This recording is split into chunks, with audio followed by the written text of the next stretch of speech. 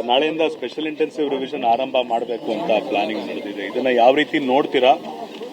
ಅಲ್ಲ, ಈಗಾಗಲೇ ನಾವು ಅನೇಕ ಸಭೆಗಳನ್ನು ಮಾಡಿದ್ದೇವೆ. ಏನು ಅವರ ಗೈಡ್ಲೈನ್ಸ್ ಇದೆ, ಎಲೆಕ್ಷನ್ ಕಮಿಷನ್ನಿಂದ ಏನು ಗೈಡ್ಲೈನ್ಸ್ ಇದೆ ಅದರ ಬಗ್ಗೆ ನಾವು ಸುಮಾರು ಚರ್ಚೆಗಳನ್ನು ಮಾಡಿದ್ದೇವೆ. ಪಕ್ಷದ ವತಿಯಿಂದ ಕೂಡ ಅನೇಕ ಚರ್ಚೆಗಳನ್ನು ಮಾಡಿ ಇದರ ಸಾಧಕ ಬಾಧಕಗಳನ್ನು ನೋಡಿದ್ದಾರೆ.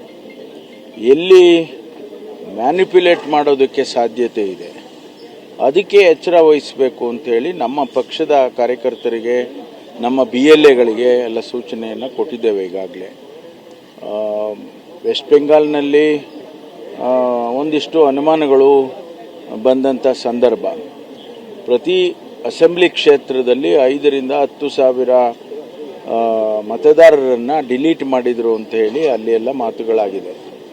ಕರ್ನಾಟಕದಲ್ಲಿ ಆ ರೀತಿ ಆಗಬಾರ್ದು ಅಂತ ಹೇಳಿ ನಾವು ಎಚ್ಚರ ವಹಿಸಬೇಕು ಅಂತೇಳಿ ಇಡೀ ನಮ್ಮ ರಾಜ್ಯದಲ್ಲಿ ಎಚ್ಚರಿಕೆಯಿಂದ ಇರಬೇಕು ಅಂತೇಳಿ ಪಕ್ಷದ ವತಿಯಿಂದ ಸೂಚನೆಗಳನ್ನು ಕೊಟ್ಟಿದ್ದಾರೆ.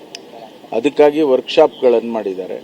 ಪ್ರತಿಯೊಂದು ಜಿಲ್ಲೆಯಲ್ಲಿ ಮತ್ತು ತಾಲೂಕದಲ್ಲಿ ನಮ್ಮ ಏನು ಲೋಕಲ್ ಯೂನಿಟ್ಸ್ಗಳಿದ್ದಾವೆ ಅವರಿಗೆಲ್ಲ ಸೂಚನೆಯನ್ನು ಕೊಟ್ಟಿದ್ದಾರೆ.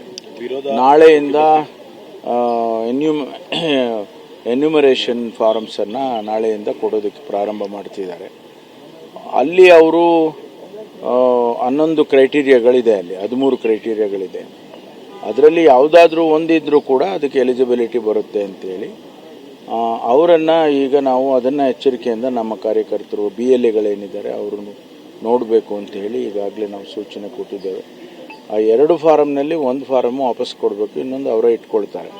ಆದರೆ ಆ ಫಾರಮ್ ತುಂಬುವಾಗ ಸರಿಯಾಗಿ ಮಾಡಬೇಕು ಅಂತೇಳಿ ನಮ್ಮ BLAಗಳಿಗೆ ಸೂಚನೆಯನ್ನು ಕೊಟ್ಟಿದ್ದೇವೆ. ವಿರೋಧ ಅಥವಾ ಹೋರಾಟ ಏನಾದರೂ ಪಕ್ಷದ ಕಡೆಯಿಂದ ಆಗುತ್ತೆ ಸರ್?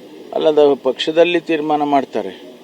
ಅದರ ಬಗ್ಗೆ ಒಂದು ವೇಳೆ ಏನಾದರೂ ಅನಾಮಲಿಗಳು ಬಂದರೆ ಅಥವಾ ಮ್ಯಾನಿಪ್ಯುಲೇಟ್ ಮಾಡ್ತಾರೆ ಅನ್ನೋದು ಗುಮಾನಿ ಬಂದರೆ ಅದ್ರ ಬಗ್ಗೆ ಪಕ್ಷ ತೀರ್ಮಾನ ಮಾಡುತ್ತೆ, ಯಾವ ರೀತಿ ಹೋರಾಟ ಮಾಡಬೇಕು ಅಥವಾ ಯಾವ ರೀತಿ ಎಲೆಕ್ಷನ್ ಕಮಿಷನ್ಗೆ ನಾವು ತಿಳಿಸ್ಬೇಕು ಅನ್ನೋದ್ರ ಬಗ್ಗೆ ಅವ್ರು ತೀರ್ಮಾನ ಮಾಡ್ತಾರೆ. ಎಕ್ಸ್ಪೆನ್ಷನ್ ಬಗ್ಗೆ ಮಾಹಿತಿ ಇದೆಯಾ ಸರ್? ಡೇಟ್ ಅಥವಾ ಯಾವಾಗ ಆಗಬಹುದು ಅಂತ ಸರ್?